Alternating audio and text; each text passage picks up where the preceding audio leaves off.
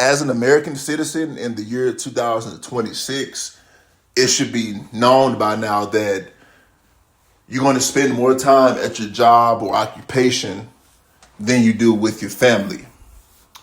Then the second follow up, second close behind is probably sleep, and then you got time with your family. Then you got stuff like using the bathroom. What does all this stuff have to do with the topic at hand today? Today I want to talk about inmate officer sexual relationship, how it starts and why it happens, and specifically from what I've seen to female officers, because I've seen a few female officers get walked off the job or get themselves in trouble. And also every time you look up on the news and on TV, there's something about a correctional female officer having sexual relations with inmates. So I want to talk to y'all about that today and make sure that if you're a female or a male, not to be crossing any lines, especially sexual lines like that with these inmates. It's the dumbest thing you can do. And you will get a felony for stuff like that. So, listen, you come into work, especially when you're a female. First of all, let me say this, and I'm being brutally honest. Corrections is a dirty, ugly job. It's the red-headed stepchild of law enforcement. It's not a cute thing. So, with that being said, most of the women, at least 80% that work in corrections, are not very. They're average to ugly looking women. Keeping it a buck. The average to ugly looking women, they're not the most beautiful women. They're not Miss Utah. They're not Miss Miami. None of that. They're very ugly or average looking women. Every now and then you'll find a woman that's really decent looking, but it's far and few between, because most really good looking women, decent looking women work. They're like they sales representatives. They sell stuff. They work at the call center. They're nurses. That's where a lot of the more beautiful, good-looking women work. Why the hell would a very good-looking, attractive woman want to work for a prison, whether it's state or federal, being surrounded by a bunch of men that's masturbating and doing all this inappropriate stuff around them? It's very dangerous, very dirty, very maniacal. Why would a gorgeous woman want to work around it? So you're not getting the best looking quality of woman, first of all. Second of all, the way this stuff starts, it starts off small, guys. It starts off from what I've seen. I'm not a woman, but I've seen women get walked off, seen women get put in cuffs. And I talk to my fellow female coworkers who are solid female officers or officers in general. And it starts off small. It starts off with compliments, maybe some about your shoes, maybe some about your nails, your hair. And if you don't shut it down, then it's going to progress. So then it goes from your nails or your hair to how you look in your outfit. You looking good today. Just straight up bold. You looking good today. You look pretty today. Now that's a step up. The hair, the nails, that's a little innocent. Not really innocent. It's guilty, right? Pun intended. But it's lightweight. Now I'm just straight up giving you a compliment. That's inappropriate in the penitentiary system. That is what we call establishing a relationship. So now I'm just saying you look beautiful. You look good. If you let that slide, especially if you're a woman, you let that slide. It goes from there till maybe one day that inmate bumps into you or something where he feels like he can put his hands on you, and it's not nothing aggressive. Maybe it's like you ever seen a man guide a woman, like put his hand to her back or her lower back, like politely, respectfully guide her or something like that. Yeah, I mean, that looks cute and innocent when non-criminals do it, but when the criminals and inmates do it to a woman, it can be perceived as some type of relationship going on. And in the penitentiary, perception is everything. So now this guy went from calling you beautiful to putting his hand on your spine, on your back, to touching, like to lightweight touching you.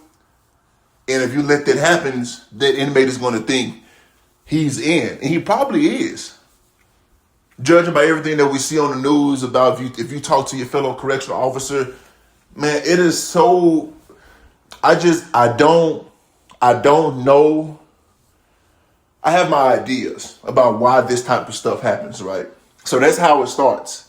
This is why it happens. I think, as I said before, you spend a lot of time at work. There is no secret. If you go back and watch my other video, I talk about how there's a lot of sex and adultery that happens in the correctional penitentiary between coworkers. These inmate guys, they're very manipulative. They can talk. All of them ain't stupid and uneducated. Some of them got game. Maybe they were pimps or players or hustlers in the free world. Some of them are physically in shape, so they have a certain type of appeal. They're already bad boys, right? You're in prison. You don't get no badder than that, you know. So you're in prison for 10, 15, 20 years for aggravated robbery, aggravated assault, murder.